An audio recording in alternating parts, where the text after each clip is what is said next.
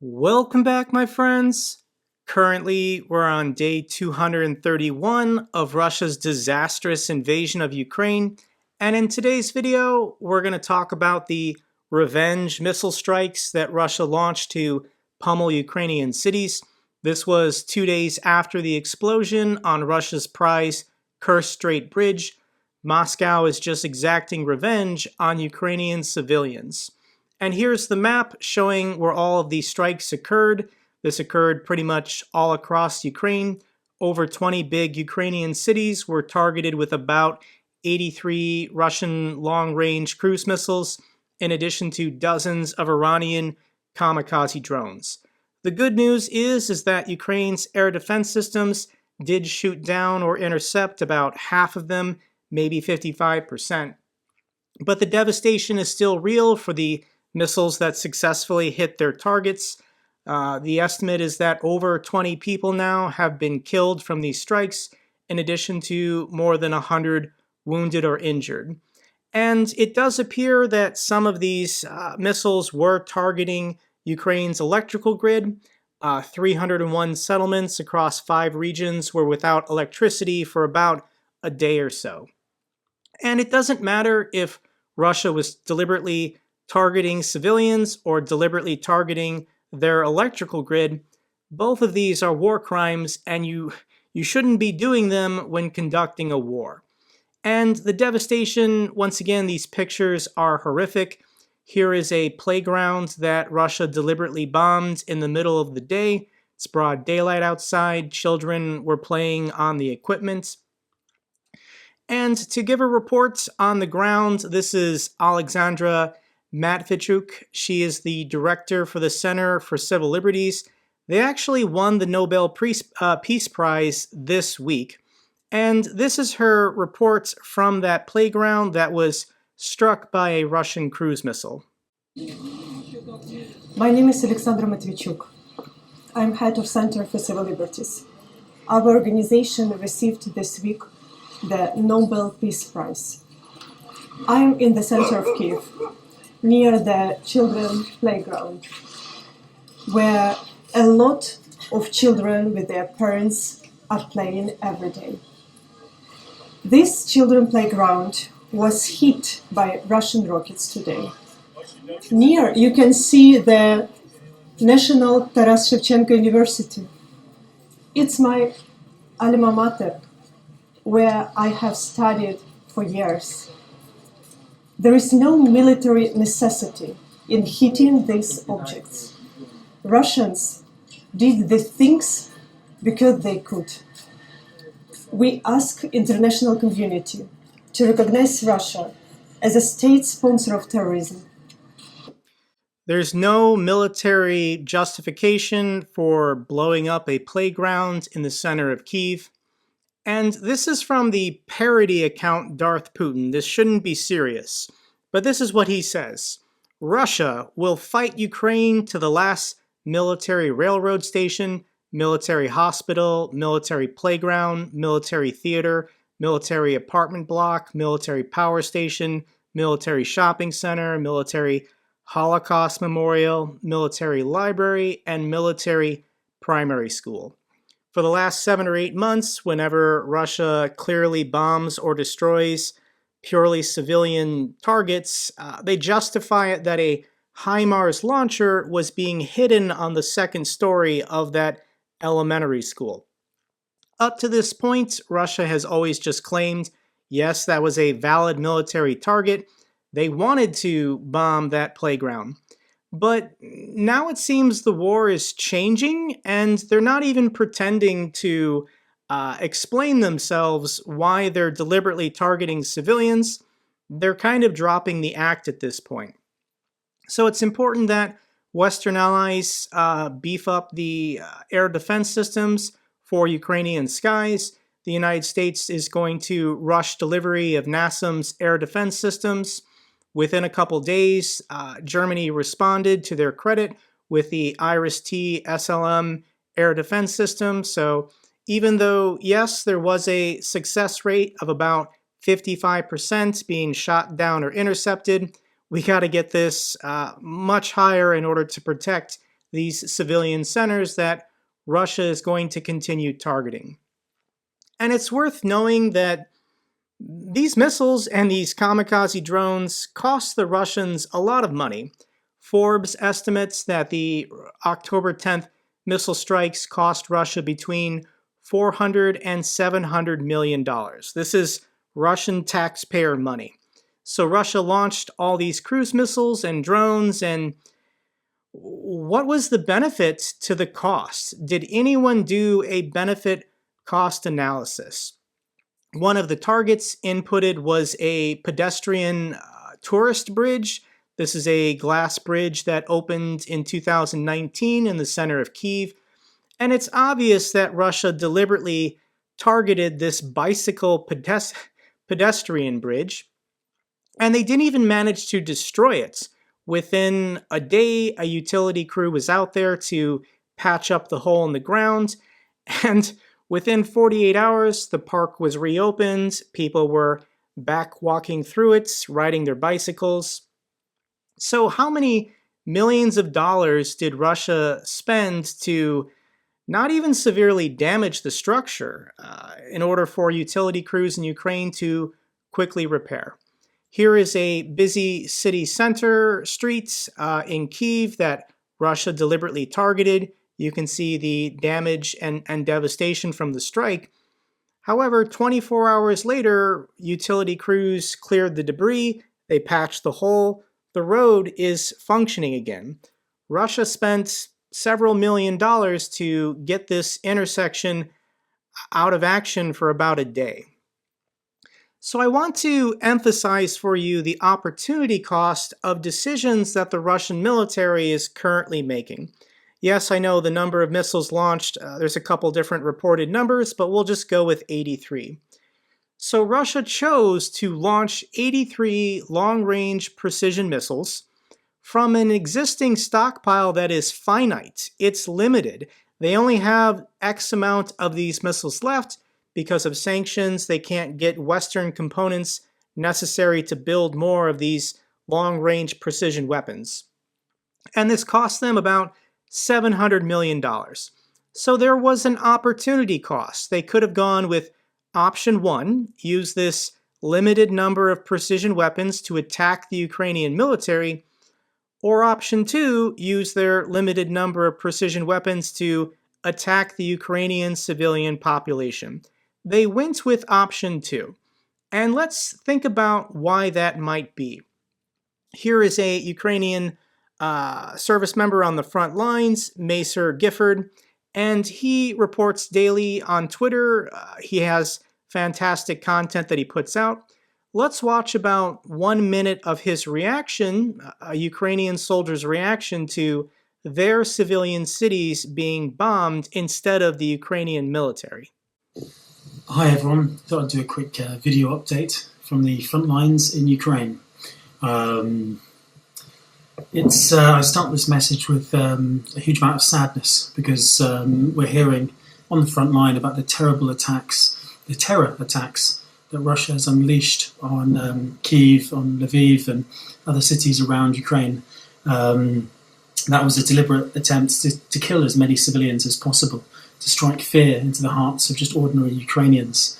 Here on the front line, and this is an act of a desperate bully, a madman, the truth is he can't hit us here. Or obviously it's incredibly difficult, it's incredibly dangerous, but his army is losing on the battlefield. So what he's trying to do now is he's trying to destroy the hope of the Ukrainian people and strike fear in their hearts, which is utterly contemptible. It's terrorism in every single meaning of the word. So Macer calls it out for exactly what it is. It's terrorism. The Russian military is losing. The Russian military doesn't know how to defeat the Ukrainian military, so they're just resorting to acts of terrorism. Here is a post put out by Peter Zion. He's pretty popular on YouTube these days. And I want to read a paragraph for you that shows this shift in messaging or shift in strategy from the Russian forces. This is what he says. The targets and timing tell us one of two things. Either the Russians are running out of precision munitions and we're doing little more than flinging ordnance in the general direction of population clusters, or that the express goal was to kill the maximum number of Ukrainian civilians. Both could be true. Both are very clearly war crimes.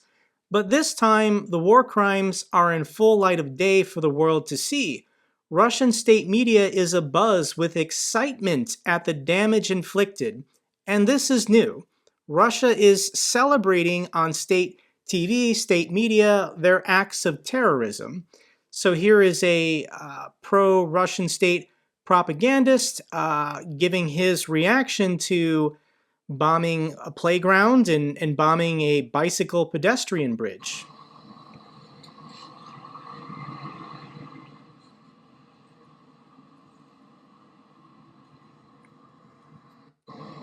So he wanted to show his supporters that are in favor of this war that he's on his balcony, giddy and dancing gleefully that Ukrainian cities, Ukrainian civilians are being bombed with their long-range precision weapons. So let's go back to this opportunity cost. We have a finite amount of these missiles. Russia can't make more. They can either attack the Ukrainian military on the front lines to help their own forces, or they can attack the civilian population, and these are just acts of terrorism. But Russia prioritizes this one. Russia thinks this one is more valuable because their military is losing, and they want to appease the nationalists in their own country. They want to appease the hardliners and give them hope or some kind of result because their military on the ground is getting their ass kicked. So Russia responded by attacking all these cities with their limited stockpile just to make this idiot happy. And concerning the messaging on Russian state TV, I think they're dropping the propaganda, they're dropping the BS about how they're liberating Ukrainians and they're helping these people, and they're more just admitting that this is genocide. So here is a DPR figure who fights for Russia being interviewed on state TV, and he just openly admits, yeah, the strategy is genocide. Let's watch about a minute of this clip. И нам очень важно создать образ врага, который будет отвечать как бы истинному месту. То есть это русские люди, в которых вселился бес. Вот. И мы идем их не убивать, мы хотим, чтобы их переубедить. Но если вы не хотите, чтобы мы вас переубеждали, мы вас убьем. Убьем сколько нужно, убьем 1 миллион, 5 миллионов, хоть всех истребим. Пока вы не поймете, что вы бесноватые и вам надо лечиться. So there you have it. That is Russia's entire strategy for the people in the Donbass region, people in Kharkiv, Zaporizhia, Kherson. Admit to us that this land is Russia and you are Russians, or else we'll kill you. If you say this land is Ukraine and you're Ukrainian, then you're possessed by the devil and we have every right to kill you. Women, children, the elderly. If you do not say this land is Russia and you are Russians, maybe we won't kill you, but definitely we will kill you if you say this land belongs to Ukraine and you are Ukrainian. That is the definition of a genocide. Let's now move on to a couple other stories I want to share with you. One is all this buzz about Belarus moving troops to the Ukrainian border. Lukashenko is making all this noise that Ukraine is threatening Belarus. So is the Belarus-Russian joint military group a threat to Ukraine? Big picture, no, they're not. The Ukrainian military is already defeating the proper Russian military. The Russian military is better equipped and better trained than the Belarusian military. Yes, I'm sure these men could destroy a lot of buildings and kill a lot of civilians, but ultimately they would be annihilated by the Ukrainian military. So Lukashenko probably is not long for this world. If he is still alive a year from now, I would be shocked because more than likely Putin himself is going to replace him if his own people don't rise up and overthrow him. He's the longest serving dictator in Europe. He's had a good run, but the position that Putin has put him in, more than likely he's not going to stick around much longer. So that day is coming. Another story I want to mention to you is this reports from an independent Russian media outlet, Versitka, and they published a noteworthy piece on the devastating impact of mobilization on Russian schools. Thousands of school teachers in Russia have been conscripted or fled the country, bringing their school system to the edge of collapse. So this Russian independent source reports that at one private school in St. Petersburg, 80% of the teaching staff have left or are going to leave due to themselves or their partners being mobilized or fleeing mobilization to avoid the draft. The school now might have to close. This is just a reflection of their education system, but across all industries, I'm sure it's the same. Every factory in Russia right now is probably experiencing a labor shortage as close to 500,000 Russian men have fled the country since mobilization, in addition to 200 or 300,000 Russian men being forced to go to Ukraine to fight. This is not going to end well for the Russian economy and their education system. Another good news story for Ukraine is there was another successful prisoner of war exchange. This time, 32 Ukrainian defenders were safely returned back to Ukraine. Many of these men were considered missing in action and their whereabouts were unknown, so as soon as they got on the bus, they were able to contact their loved ones and let them know they're coming home. Absolutely incredible to see. Two more clips for you. The first one is straight out of like a spy movie, but this video is of a Ukrainian sapper diffusing explosives left by the Russians under a levee. So he's going to crawl into this tunnel and disarm this bomb.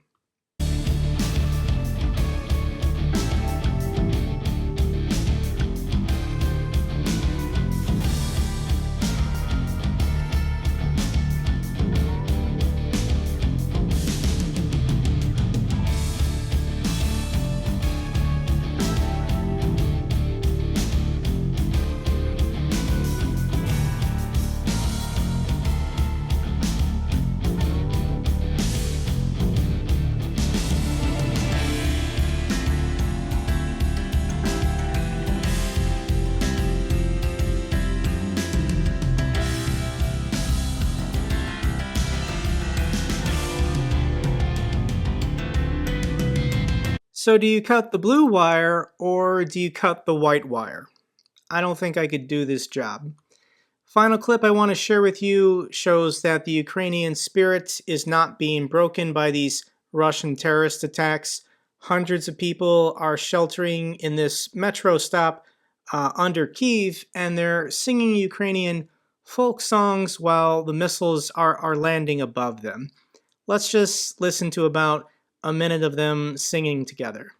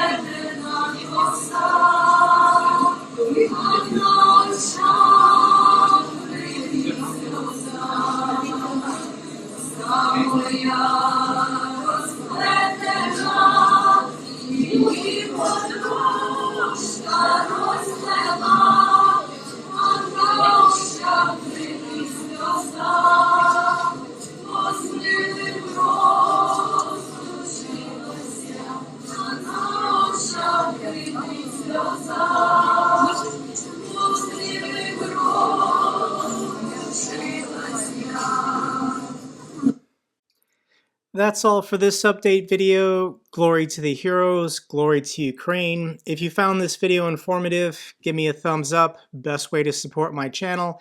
Comments or questions, let me know down below. I love hearing from you guys.